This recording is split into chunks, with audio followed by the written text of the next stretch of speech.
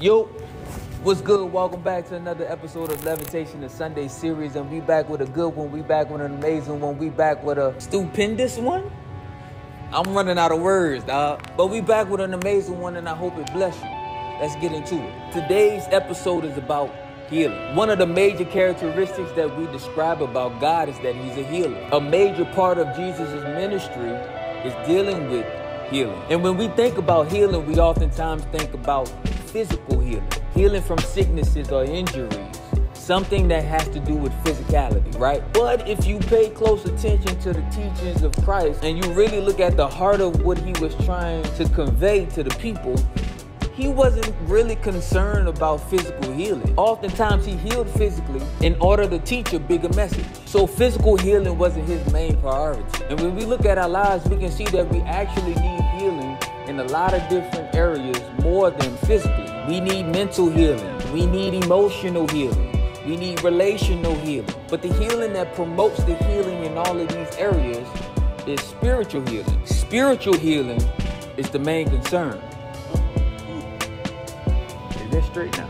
Well, if healing is something that needs to take place, that means that there is an injury or a sickness that's present. That injury or that sickness is sin. And just like any other area of sickness or injury, it can be caused by your own doing or by the doing of someone else. You could be doing everything right, but exposure to the wrong, unhealthy thing can affect you in some way. I mean, look at COVID. By this point, everybody has gotten it. But just because everybody has gotten it doesn't mean that there weren't people who were precautious and took the necessary steps in order to prevent themselves from getting it. It was the neglect and the carelessness of other people that they came in contact with. And that's how sin is. We are all affected by it, either by our own doing or by someone else. And no matter whose fault it is, an injury has taken place.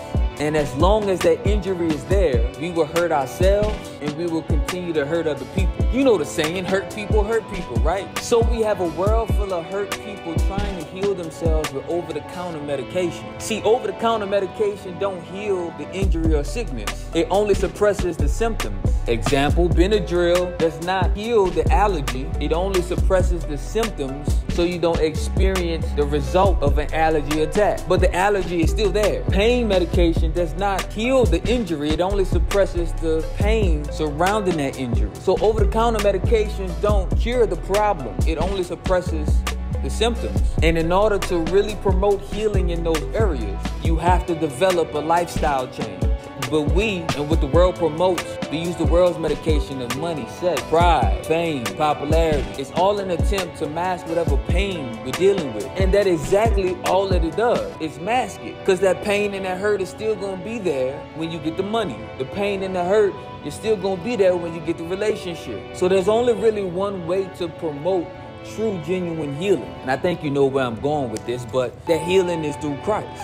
In Matthew chapter 9, verses 10 through 12, it says, later Matthew invited Jesus and his disciples to his home as dinner guests, along with many tax collectors and other disreputable sinners. But when the Pharisees saw this, they asked his disciples, why does your teacher eat with such scum? When Jesus heard this, he said, healthy people don't need a doctor, sick people do. In that passage of scripture, it made sure to describe the people who Jesus was hanging out with as sinners. And the religious people questioned Jesus about hanging around with those sinners. And Jesus' response is that those sinners are sick. I am the doctor. They need the doctor. So if we're sick with sin, if we're injured and we're hurting and unhealed from sin that we may have caused ourselves or what other people may have done towards us that may have affected us, the only way to make sure that we handle the healing process correctly is if we go to the healer, which is Christ. In Matthew chapter 11, verse 28 through 29, it says, then Jesus said, come to me,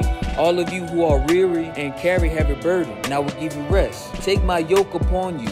Let me teach you, because I am humble and gentle at heart, and you will find rest for your soul. Now, in this passage of scripture, we see Jesus inviting all the people who are weary, all the people who are heavy laden, who burdened down, who tired, who's sick, who's injured, to come to him, come to the physician, and I will give you rest. What is the one thing that most physicians prescribe their patients to do whenever they're dealing with any type of sickness or injury? The first thing they do is they give you rest. In this passage, Jesus said, I will give you rest. What are you resting from? The rest is from the burden of trying to live up to the world's standards. The rest is from a burden of trying to chase after things that don't fulfill us, that's only masking the pain. And what Christ is saying is, listen, I can remove that burden from you, and you'll be a whole lot lighter. But right after that, he says, take my yoke upon you. So that means it's a trade-off. He's taking the heavy burden off of you. In the next scripture, it says, my yoke is easy, my burdens are light. So he's taking your burdens of the world and he's traded it in for his burden. You're not getting free of having to hold some responsibility, but it's a trade-off of a burden that will not satisfy you for a burden that gives you life. And I know that's kind of confusing because right before that he says, I'll give you rest. Why is he giving me more weight if he's taking the weight off? Because there's a requirement to healing. Healing isn't something that just automatically happens, but it's a process. Let me explain. In Luke chapter 9, verses 23 through 25, it says, then he said to the crowd, if any of you wants to be my followers, you must give up your own way, take up my cross daily, and follow me. If you try to hang on to your life, you will lose it. But if you give up your life for my sake, you will save it. I'm inviting people to come experience this healing. But if you want to experience this healing, there's a requirement. And that requirement, that extra weight that he gives on us, is for us to give up our own way. You know how hard it is to resist the desires and the nature of your flesh? And then he says, take up your cross daily, meaning that this is a continual process that you got to do every single day. You got to make the conscious decision to take up your cross, to resist your flesh and fall in line with the process that Christ is taking us through. And as I read the scripture, I'm starting to think about it and I'm like, dang, this sounds so much like physical therapy. When you experience a major injury that isn't something that corrects itself on its own, but you have to go through specific training and exercises in order to regain proper function of whatever area that's injured. But when you ask other people who had to go through physical therapy, they tell you that physical therapy is one of the most painful experiences to ever go through. But you have to go through it in order to heal properly. The thing that Christ requires us to do completely goes against what we naturally want to do. Christ tells us to love God, love our neighbors, and love our enemies.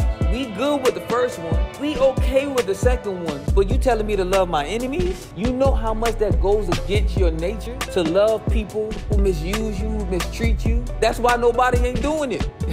But he tells us to do that because he knows that in us doing that is promoting our healing. All of what Christ tells us to do is extremely painful and uncomfortable to our flesh. But if we pick up our cross daily, just like physical therapy, we'll start to heal from whatever injury that we're experiencing. We'll start to be able to love again. We'll start to be able to trust again. We'll develop patience. We'll develop faith. We'll start to develop gentleness. We start to have peace. We start to be kinder. And all of this starts to develop in you as you continue to let Christ lead you in how to react and how to respond to this certain situation. It promotes for our healing. And here's the most important part, is once you regain your proper function of whatever it is that was injured, right? You have to make continuous exercise a part of your lifestyle in order to make sure that your injured area don't regress back to being injured again. And that's the same thing spiritually. When we start to see ourselves start to resemble Christ and our lives start to look a little differently, that isn't our opportunity to become lenient and become relaxed. Those areas are going to gradually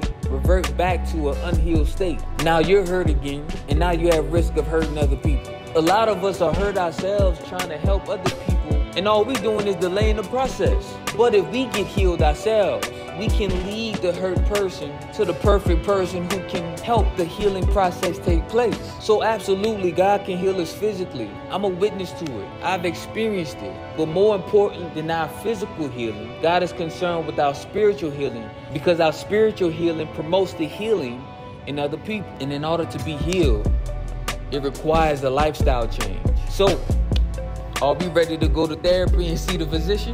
I think it's time. This is Levitation, where we're reaching the highest potential. Stay blessed.